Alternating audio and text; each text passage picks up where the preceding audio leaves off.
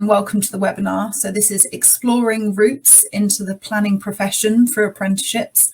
It's a panel-led event chaired by myself, and you'll see lots of friendly faces down the bottom of your screen that we'll soon come to. So to coincide with World Urbanism Day, this event hears from a selection of RTPI apprentices who reflect on their experience as an apprentice and their aspirations for their careers to encourage others to consider the apprenticeship route into the profession.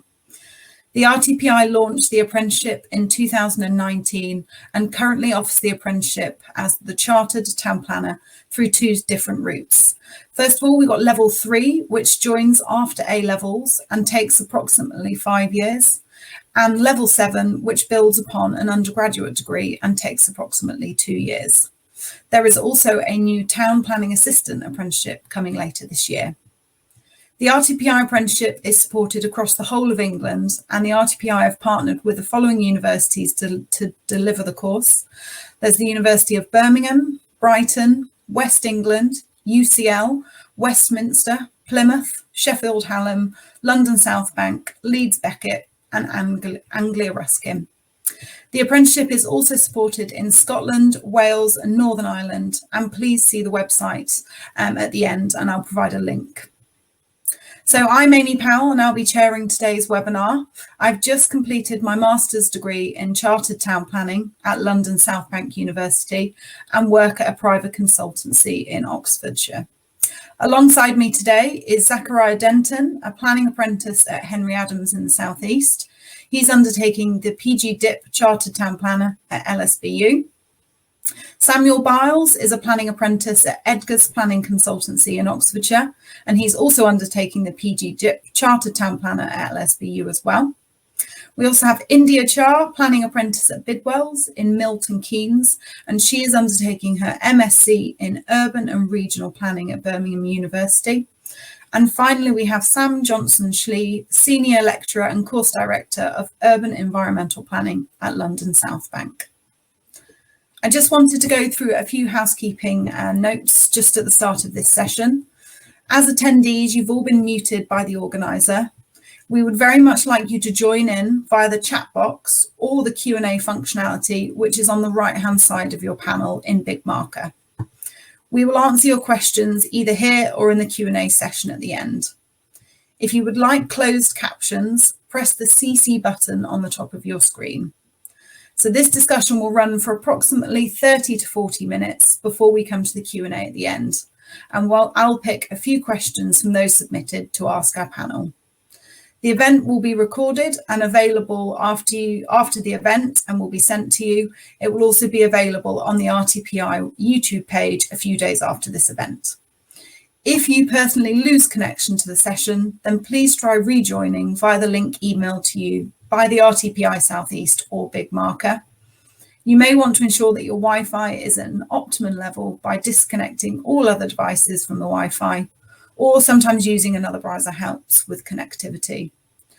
If we're unfortunate and any of the speakers lose connectivity, then please wait on the webinar and we'll rejoin as soon as possible. So you should all see our friendly faces on screen now. So I'm going to start the webinar and the panelist questions by first asking, why did you choose the planning profession and how do you want to influence the profession through your career? And if I can come to India first. Thanks, Amy, and thanks for asking me to speak today. For me, it's a bit of an interesting one. I wasn't really aware of planning as a career until I studied some of the undergraduate modules as part of my degree in Liverpool before I undertook the degree Apprentices. That's why I think it's really important to introduce planning early on through things like student career fairs at the younger ages and to educate that early on. But for me, there's really a need to deliver high quality places, affordable housing and sustainability. So development and planning in particular is key in delivering this. So now more than ever, we're seeing a renewed emphasis in climate resilience, biodiversity net gain, and the push on open space. And I believe that planning is the right place to deliver these. Thanks, India. Zach, coming on to you next. Hi, thank you. Similar to India, I wasn't really aware of planning for quite a while.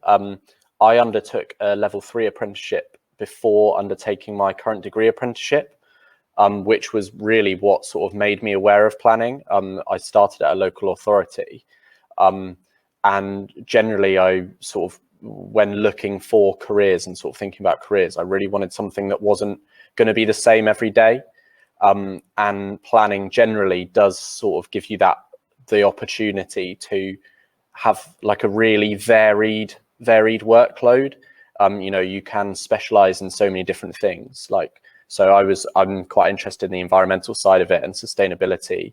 And I felt like I had the opportunity to influence those things, but in a more practical way through planning. Lovely, thanks, Zach. And coming over to you, Sam, how did you, why was it attractive to you? And yes, what do you want to influence the planning career through your profession? Thanks, Amy. Yeah, it was a really interesting one. I got to the final year of my A-levels and trying to figure out what I wanted to do next. I know I always wanted to do something practical, and the careers advisor suggested that I try town planning. So I had a work placement in my final year, which kind of cemented that it was something that I wanted to do. I'm hoping throughout the process of my career to influence, hopefully making the process easier to understand for those who aren't in planning. I think from members of the public, it can be difficult at times to understand the planning process and what's happening. So if I can help simplify the process and make it easier to understand, that would be ideal. Thanks, Sam. That's really interesting. And finally, coming over to our lecturer of today, Sam Johnson-Schlee. I'd love to hear your perspective on it, because I mean, I think the planning profession slightly found me. My academic background is geography, and I've long been interested in spaces and cities and built environments and the natural environment. I think in my role as a lecturer, the thing that I want to bring to the profession, and it does feel like a great responsibility, honestly, one which I enjoy, is to give students the chance not just to develop the practical skills and the technical knowledge that's required to be an effective planner, but also to give students the space to step away and kind of think with a bigger context in mind, sort of see the bigger picture. Because planning as a kind of as a profession is something which changes constantly, and it's not just about being able to deliver the current frameworks and processes which exist in legislation, but the ability to adapt and change and also shape the way that the planning profession works. And something I really enjoy about teaching all of the students that I've had the privilege of teaching, including many of those on this session, is that I think in the classroom there's great opportunity to kind of explore those things, and I feel like I get to teach all these students who are going to go and not just kind of be planners making kind of day-to-day decisions, but also shape the profession for the better in the future, and that's really enjoyable. Thanks, Sam. And just personally, just picking up on a few points that you made there, I think through both routes as this apprenticeship, actually the piece of your dissertation, you know, really allows as an individual for you to explore a topic within planning, you know, so in-depthly. And I think that's a really fantastic opportunity as an apprentice to, you know, be able to study a topic that either you find interesting from an academic perspective, but also potentially from a work perspective. And that really then drills into the skills that you're building as a planner within your chosen field or within your chosen employer. So the university and the courses are set up so well for that. And we thank you for your interesting perspective. You know, there's 3 of us on the call today that obviously have been taught by you, and your perspective's really interesting. So thank you very much, Sam.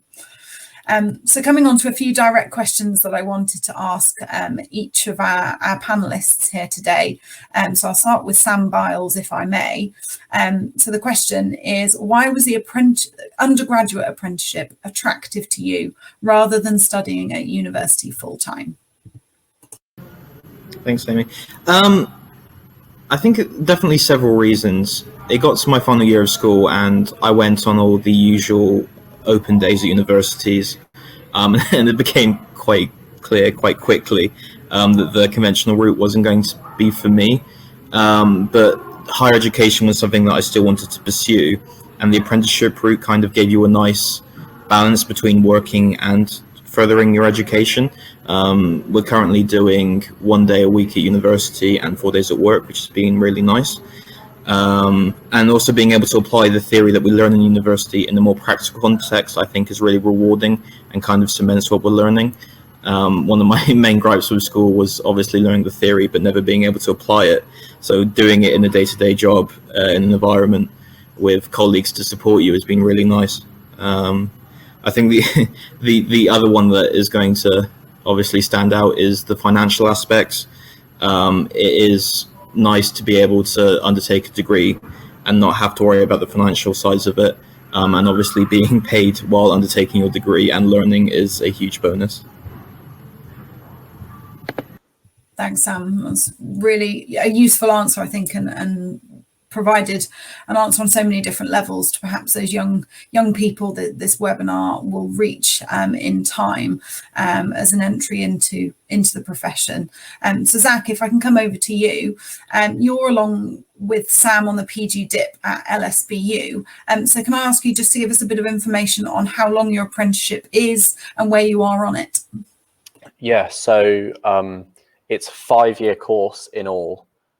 Because the undergraduate element of it is wrapped up with a postgraduate element. So at the moment, we're in our 3rd year. Me and Sam are on the same course. We're in our 3rd year, which means that we're currently sort of undertaking the equivalent of the undergraduate year.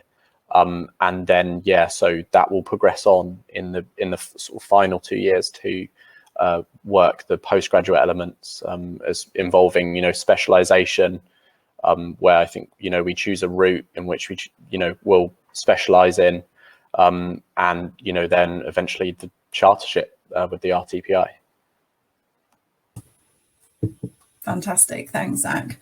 And then India, I'm always really interested to hear how each and every person either on the course that I've studied alongside or indeed through events such as this came to found the RTPI apprenticeship. So may I ask how you came to find it? Yeah, of course. So thanks, Amy. So I'm slightly different to others on the call today. I'm doing my master's through the University of Birmingham. So I did my undergraduate through the conventional way. But following my undergraduate, I came back to Milton Keynes, which is my hometown, and I did a week's work experience at Bidwell's, which I happened to come across through like a connection that I had. And then from that, I got offered a job at Bidwell's Milton Keynes. But as I didn't have an RTPI accredited degree, we discussed going through the degree apprenticeship route to do my master's to get that RTPI accredited degree, which has been really beneficial so far. And I'm in my 2nd year of a 2-year part-time course. Lovely, thanks, India. Very similar to, I think, how Sam and I found the apprenticeship through actually a work experience placement, and it's such a fantastic way for either school leavers or A-level leavers to perhaps try a profession and try an employer before embarking on such a route and a journey for them. So it's a really interesting perspective. Thank you. And then coming over to Sam Johnson-Schlee, in terms of eligibility criteria for the apprenticeship, would you just mind running us through what a school leaver or an A-level leaver will need to show to be applicable to the apprenticeship? Yes, so I'll sort of start at the most basic level for a school leaver. It's really important that all apprentices can show that they have 5 GCSEs, and it's particularly important you have maths and English. If people don't have the requisite maths and English qualifications, there are alternative ways you can get that accredited, but you need to be kind of prepared to go through a bit of a process with that. And then at South Bank, we ask for 106 UCAS points at kind of level 3, so that's A levels, or I don't think it exists anymore, but if anyone has a level 3 planning technician apprenticeship, that is also will get you in at level 4, which is what we call first year of undergraduate. And you can find kind of details, all of that on our website, or whichever institution you're looking at will lay that out really clearly. It's worth me also saying that so India and Amy have both come in what I can't stop calling level 7, but which is masters, and that to start at that level you basically need to have a previous degree, and we have students from all kinds of backgrounds coming on at different levels, which I think makes the student experience more fun, that sometimes you'll be studying in the same classroom as someone that's maybe been working in planning for 15 years or somebody that's just finished their degree. And actually, I think that's a great resource for students as well, peers. I think really the peer network really enhances the learning experience for students. Does that cover it? I think that's perfect, Sam, thank you. And it's certainly my own experience, and something actually I was really amazed with when I came as my first week at LSBU, and I met all my fellow students and colleagues on the course, was the age range as well of the apprenticeships. It wasn't young 20-year-olds, there were 20-year-olds, 30-year-olds, all the way up to perhaps 50-year-olds, and I think that brings with a really interesting wealth of experience, both from a personal life perspective, but also from a professional sense. People have had different careers before and have then come to planning through the apprenticeship route. So it's very much, we would love to obviously see lots of young faces coming into the profession from this route, but it's also suitable for those either looking at perhaps a slightly different career change, and it's a really valid choice for everybody, I would say. So thanks, Sam. That's a really interesting review of what you need to show in terms of to be eligible. Looking a little bit more about the day-to-day route of the apprenticeship and how our experiences are, Sam Biles, if I can come to you and just ask you to outline how your employer supports you through the apprenticeship, if I can. Yeah, so I think the most obvious example would be that we have work-based mentors assigned to us to support us through the apprenticeship. Mine is currently my lovely line manager, so she knows both my workload for work as well as what's currently happening at university. So she's kind of my direct contact if I have any queries or concerns about the course, or if I just have any issues that I would like to discuss. And I think it should be acknowledged the colleagues that you work with as well are a huge support. I've gotten a lot of feedback from them, both with regards to kind of like the coursework I'm doing and just my learning as a whole. They give me recommendations on stuff to read, where to look. But yeah, I think definitely their help has been greatly appreciated. One of the best examples would be last year we had a design module where we had to redevelop a site.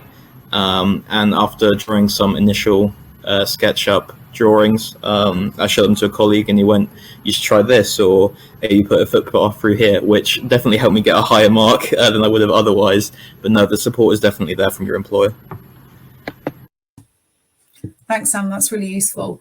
In India, obviously on a slightly shorter course, have you found, and being at a private consultancy as well, have you found a similar sort of support level, or is it different?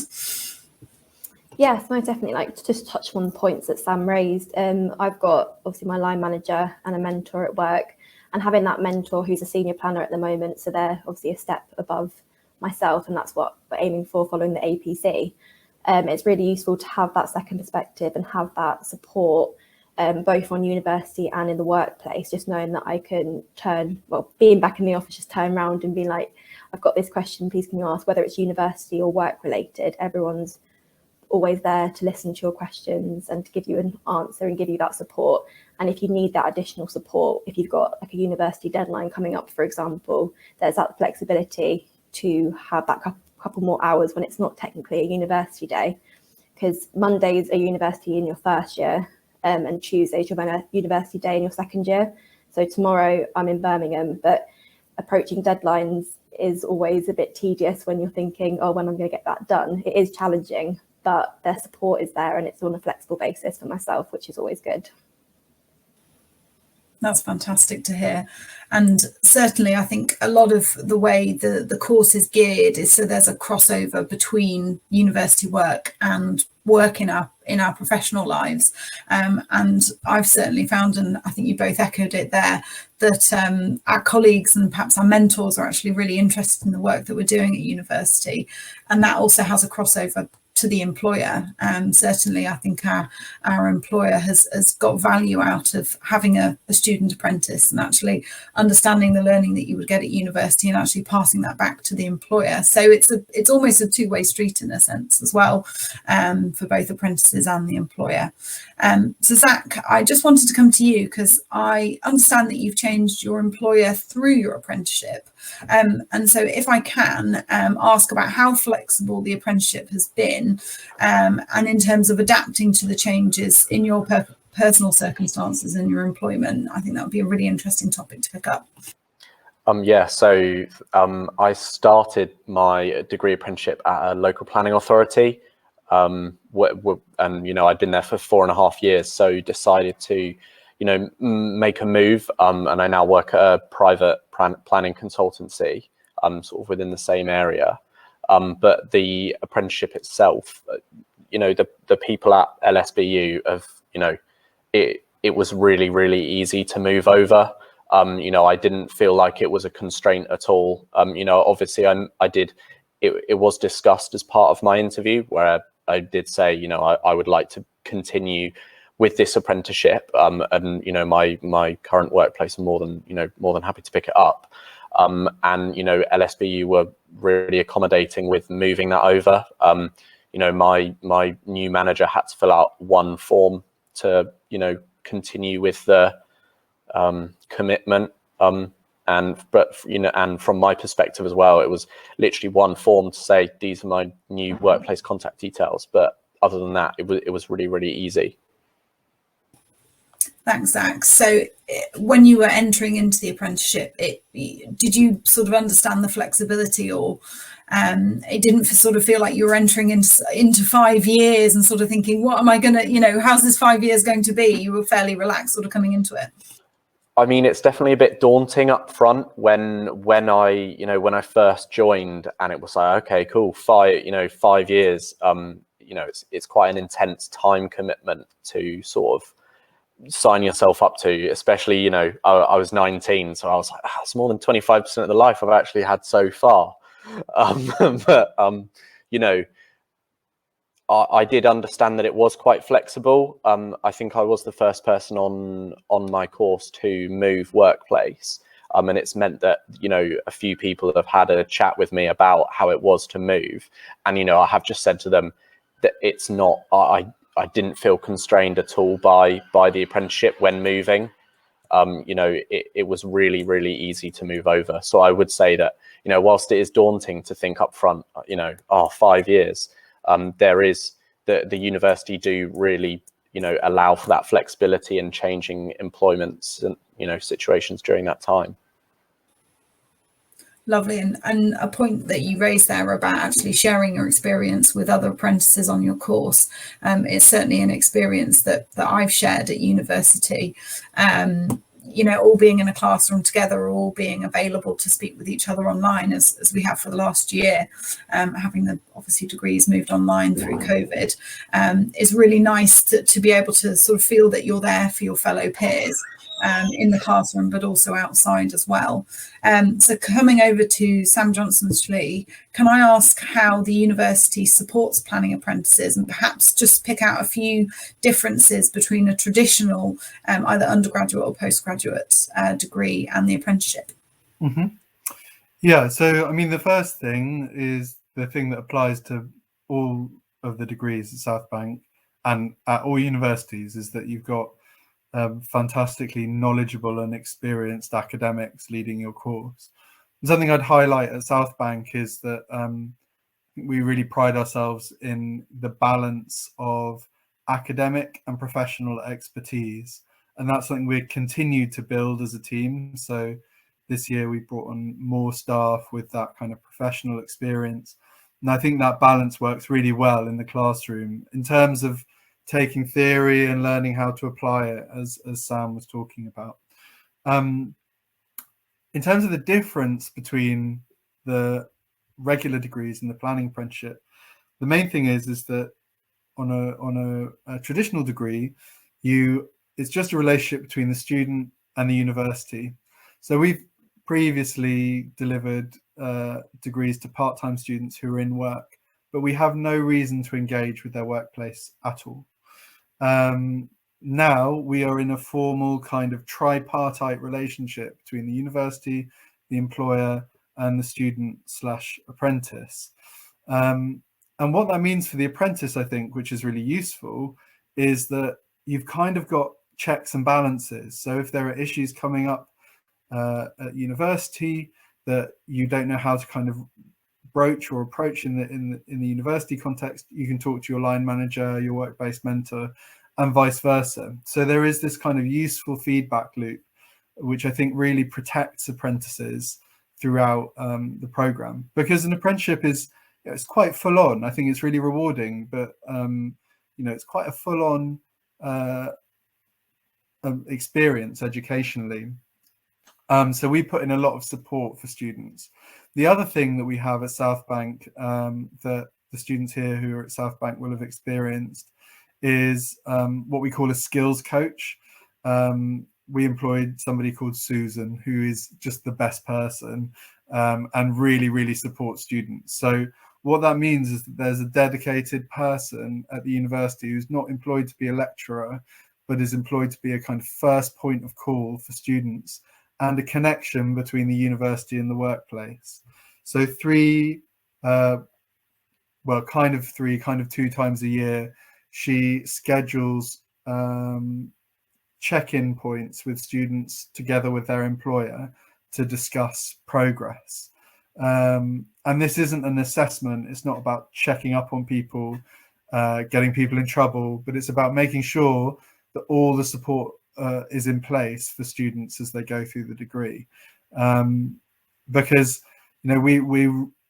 I think a really important thing that I tell to all my students as many times as I remember is to remember that a university is there to support you through your degree. I think sometimes it's easy to feel like your lecturers are waiting to trip you up in an assessment. We're trying to kind of mark you down, but actually we all want all of our students to do as well as they possibly can.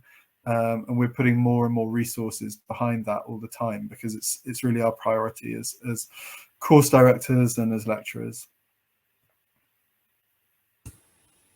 Thanks, Sam. I think that was really interesting, and I think it certainly comes across as a student. And I've had a meeting with the famous Susan that you mentioned, and actually having those checks, throughout the course actually is a really nice point, and it seems like an unbiased view between sort of the university and your employer, for you to be able to sort of raise issues, either perhaps you're just feeling a little overwhelmed, or indeed you're not actually sure of the steps that happen perhaps after your degree apprenticeship ends. And just touching on that's obviously an interesting piece of information for those watching who are perhaps thinking that this might be a route forward. So through the RTPI, there is what happens after your degree, and that's actually supported through the apprenticeship route, through applying for your professional accreditation, to get those lovely letters after your name, so when you become a member of the RTPI, and that's called the Gateway, and that's after you finish your university degree. You go through a period where you are effectively showing everything that you've learned through your degree, but also in your apprentice role through your employer, to show that you've demonstrated these key skills, knowledge and behaviours that the RTPI require for you to become a chartered member. And that is really delivered by the university and your employer from day one. So you're always building towards those key skills and knowledges and behaviours all the way through the apprenticeship. So when you're actually coming to do the Gateway and providing the information, and that's through your journal log or through a personal experience statement, you will have already thought about that for the previous 2 years or even 5 years. So actually it doesn't come immediately fresh after you finish your degree as sort of a separate piece of work. You're always building towards that, and that's certainly a way that the university and people through people like Susan really helped with that process. So we've had a few questions from the audience and a few private questions. One that I would love to know a little bit about, because obviously we all work on different things. So quite an interesting question here is, what's the most interesting case you've worked on? So India, can I come to you? What sort of sticks out as a really interesting planning case that you've had? That's a really tricky one, because like the variety of projects you get to work on like day to day, so it's like house builders or whether it's like permitted development. For me, it just comes to my head is like more of a permitted development case, because like the legislation is so new and current, because this is the one that came in 2020. It's trying to not read between the lines, but there's such a fine line between the grey areas and whether it can be approved. But like, if we're not looking at permitted development, it's definitely the house builder one. So looking at the perception of like green space. So now it's looking towards more of a landscape-led design rather than it being a second thought. So it's starting to see that coming through in the planning process and getting that as a priority, which is quite interesting. But yeah, sorry, that's probably not the most interesting one, but it's just the two that came to my head. But on a day-to-day, it varies from like commercial, house builder, mixed use. So yeah. But I think what you described there, India, you know, really goes towards your passions for your profession as well, and that, you know, you want to create a beautiful place to live. So it's really interesting actually that you pick that example, and it clearly shows your passion for that part of the profession. So thank you. Zach, is there any that stand out to you? Hi, yeah. So I think it's difficult to pick one. I think that everything's interesting in sort of a different way. You know, some of it's quite complex legal interesting, whereas some of it's a bit like just weird. The one that sticks out the most is I once had a conversion of a grain silo to a commercial unit. And there were when I was at local authority, and there were a lot of considerations because it was adjacent to a national park about how it's going to appear from the national park. And, you know, how to convert a grain silo so that it is usable as a commercial building, but so that it also retains its agricultural appearance. And, you know, then sort of the planning balance of, you know, thinking about transport movements from an agricultural perspective of a grain silo compared to, you know, more day-to-day commercial movements of employees of a commercial company going to their place of work.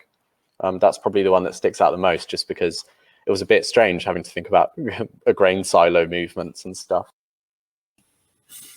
Thanks, Zach. That's again a really interesting, and it shows the breadth of topics and the considerations that you have to think of. You might go into your day thinking, you know, oh, I've got X, Y, and Z to do, and actually maybe an application or an email comes through that makes you have to think in a completely different way of a completely different topic. So I think that was a really good example of that. Sam, is there any that stick out to you at all? I very much agree with the notion that it's difficult to pick one. But I think I'm personally very interested in heritage. I find it very interesting and quite a difficult area to understand. So I'm always learning something new. Currently involved in an old RAF airfield, which is looking to go to tourist and commercial. So getting to work on that and kind of bring that vision forward, looking at all the different heritage assets, has been really, really interesting experience so far. Lovely, thank you. And Sam Johnson-Schlee, was there any actually academic perspectives that you've either this current position or your previous that you've found really interesting and want to share with us? Well, I think that, I mean, I could go on about my own research, but the thing that I find completely interesting about teaching planning is what I learn from my students and through dissertations that I read all the time. And suddenly I find myself with opinions about things like sustainable urban drainage, which I never thought I would have before. But I think what's really wonderful, and I think something that we really help students to do as well, is find just how much there are in what might appear to be banal cases in planning. Often, to me, the most interesting kind of aspects of planning to interrogate are the more everyday aspects. So whether that's to do with green space or housing delivery or whatever, these things that might on the surface feel banal, that's where all the kind of politics and environmental issues and social and economic issues are all kind of embedded in incredibly complex ways. So I think one of the things we do in planning is make not only the overtly, obviously interesting bits interesting, but also the everyday bits incredibly interesting. That's the goal anyway. And I think, well, my colleagues are very, very good at doing that. Thanks, Sam. And if I wouldn't mind just staying with you, we've had a question from Kira saying, do you have to attend a university, or is it online? Yeah, so at South Bank, we've gone back to face-to-face teaching after the pandemic, which I think in many ways, I think staff and students worked really hard to get the most out of teaching online, but teaching face-to-face does give us different opportunities. However, we've learned from being online for a year. So some of our modules are still being delivered online, partly to help students balance their workload. So I should have mentioned before, at South Bank, we have these modules called work-based modules or planning practice modules, where basically through a series of touch points in the year, we set students projects which they complete to kind of reflect on what they're learning in the workplace. Those modules are now being delivered wholly online because it makes much more sense. Things like the dissertation, meetings with lecturers, particularly when you only have one day release, are all made much easier by using digital technology. So I think at the moment our intention is to remain face-to-face, but I think we're using digital technology wherever we can to make students' experience easier. And particularly with balancing that workload, and I think it really helps with that.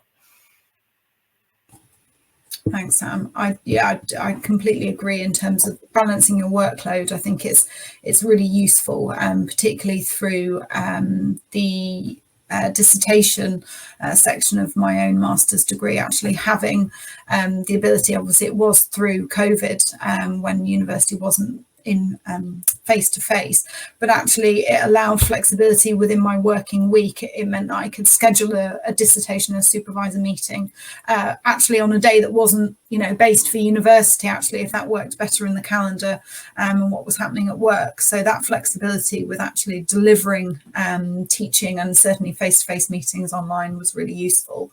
I just want to pick up a few questions that has been added onto the chat as well. Firstly, I just wanted to come to Diva. I'm not sure I can answer your question sort of on this webinar, but I will provide a link at the very end, which is to the RTPI website, which gives lots of information on the different routes into the apprenticeship and how it works either through level 3 and 4 or through level 7.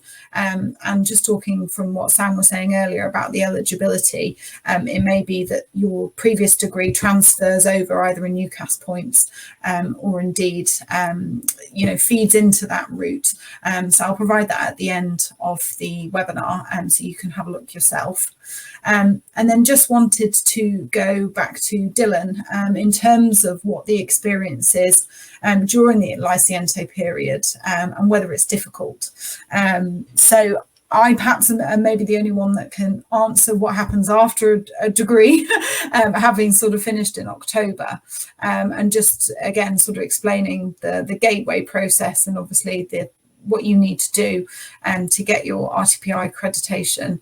And it would seem like there's a lot to do, but I think if you break it down into their individual steps, so for example, like looking at your journal and really reflecting on your practice in the last 2 years, keeping that up to date, as you will find with either work or university study, if you start chipping away sort of every week, every month, it gets much easier rather than leaving it to the end. So I think it's just applying those perhaps principles that you would at work about being organised and time management through to your your apprenticeship and your degree, and certainly those steps that you need to make to get your apprenticeship. So, you know, for example, writing your personal experience statement, you know, perhaps do an early draft and then, you know, come back and revise it as you're getting more experience, or if there's a new case that is really interesting to you.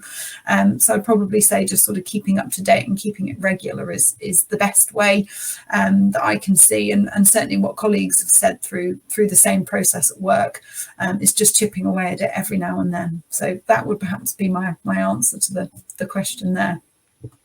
And then I've got another question to the three apprentices, if I may, that again has come through a private question. So what was your favourite thing you enjoyed learning about through your course at university? And India, if I could perhaps start with you, please. Oh, coming to me first every time, it doesn't give me a chance to think about my answer.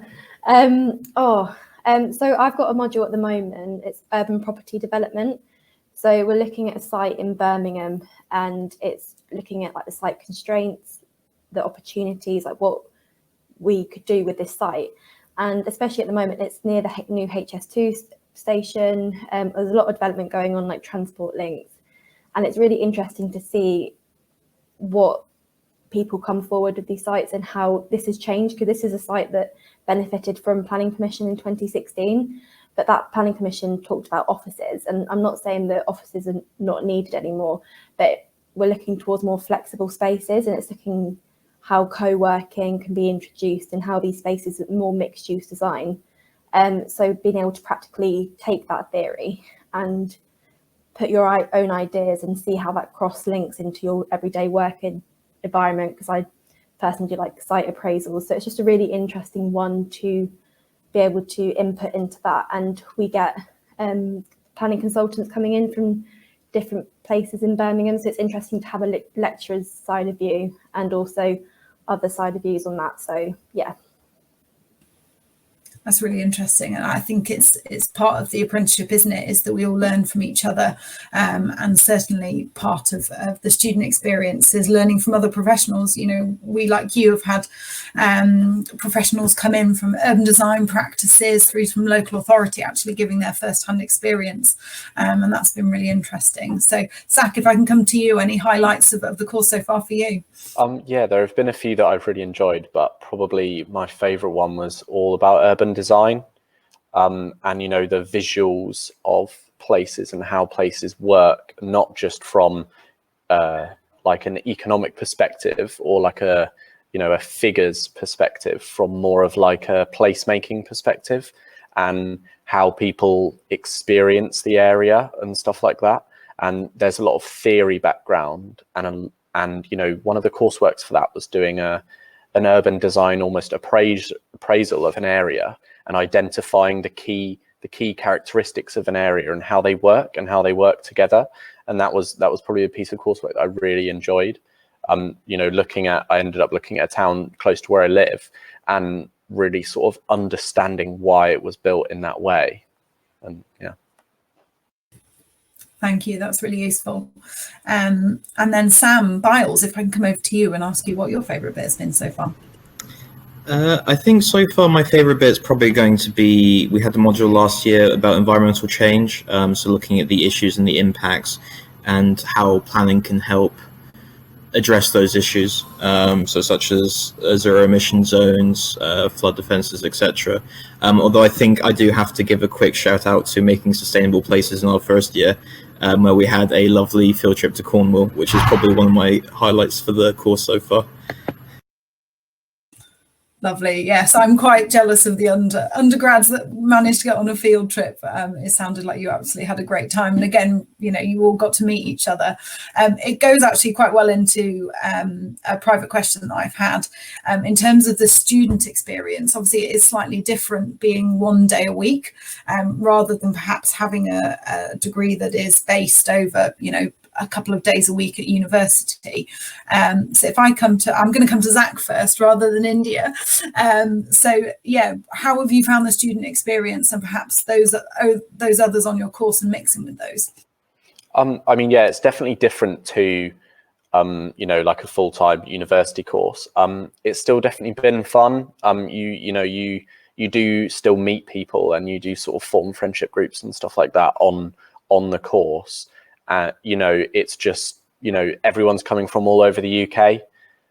But, you know, often with people on my course, you know, we go for lunch between lectures and stuff like that. Or, you know, you still have group chats to talk about courseworks and stuff. So that, you know, there is still that experience there. You know, you still sort of have the ability to maybe go for a drink, you know, after uni before your train home. But yeah, no, there's still some sort of experience there. It's just probably a little bit different in that everyone is working. So yeah.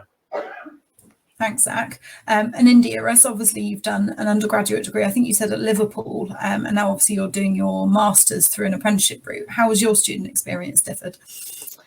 Yeah, so when I did my undergraduate, I lived in Liverpool, so I had that whole student experience, and that was different to how my master's is at the moment, especially from last year where it was online. It was a bit more difficult to kind of have that student experience, but now it's coming back to face-to-face.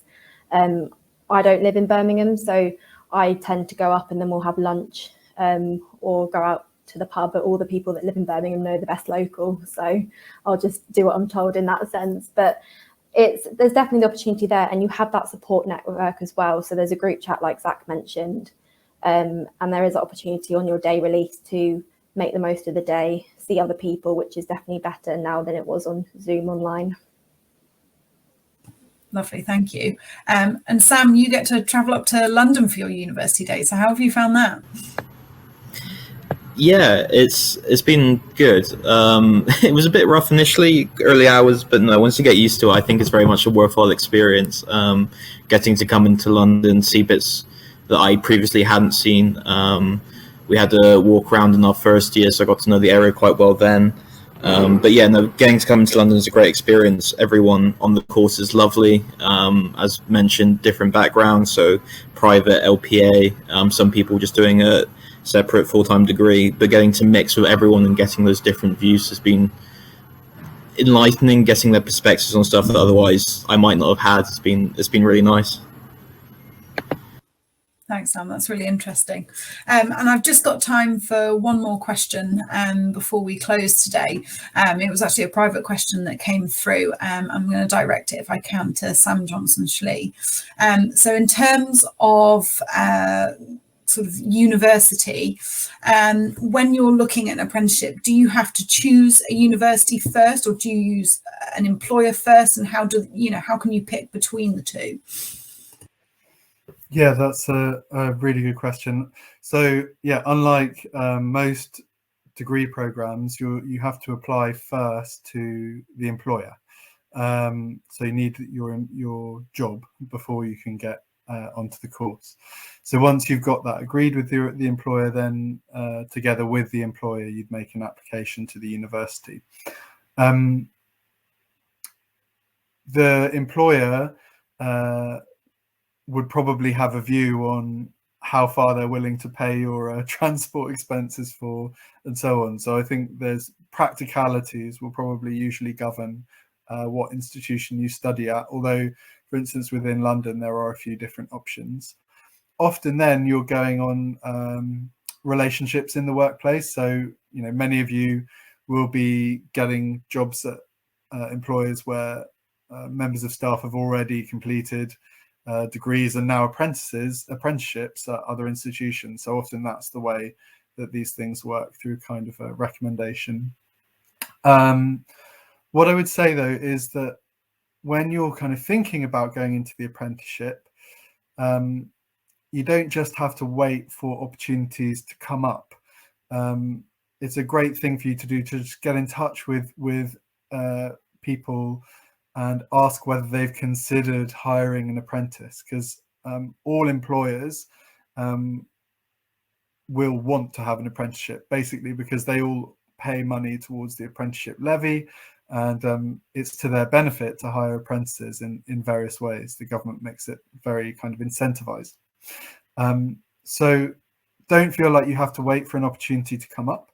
Maybe if you've done some work experience somewhere, or you just want to get in touch with your local authority, or there's someone, you know, maybe one of the people talking to you here, or from some other kind of way that you've become aware of a particular employer that you're interested in, it's worth being proactive and getting in touch with employers. And from my previous experience, not working in academia as a, working in the commercial sector, any way that you can show a potential employer that you're proactive and that you're going to kind of take a lead on these kind of things is going to be to your advantage in getting a job. So thinking like that is useful as well. It's always worth getting in touch with universities if you don't know where to start as well, because we're all engaged constantly in helping students find these opportunities. So at South Bank, we have open days, but also our apprenticeship team are always happy to kind of respond to emails. And on our website, there are various ways to get in touch, and that will be the same at any academic institution.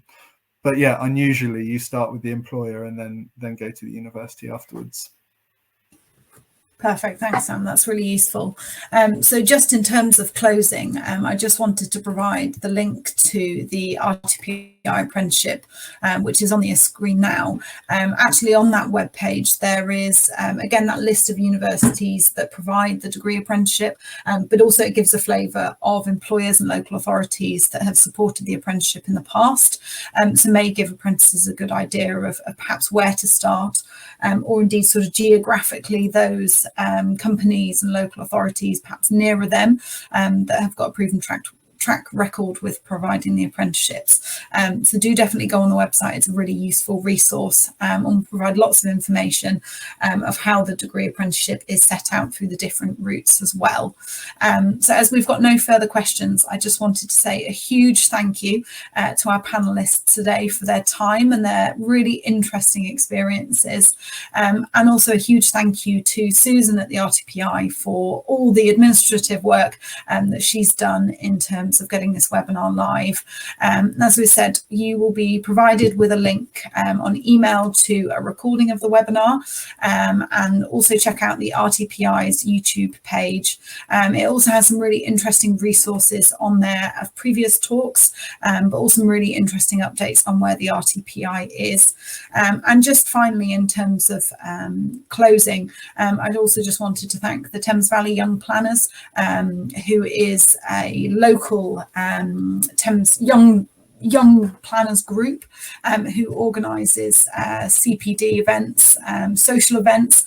And if you're looking at or have just started into the profession, I'd really recommend you joining your Young Planners Network. So geographically there'll be one close to you, to get to know other young planners, but also to find out about events like this. So I'd really recommend those as well. So we very much thank you for your time today and hope you have a lovely afternoon. Thanks all. Thank you very much. And thanks, Amy, for organising this. It was a great session. My pleasure. Thanks very much, Amy. Yeah, thank you. Thank you. Thanks all.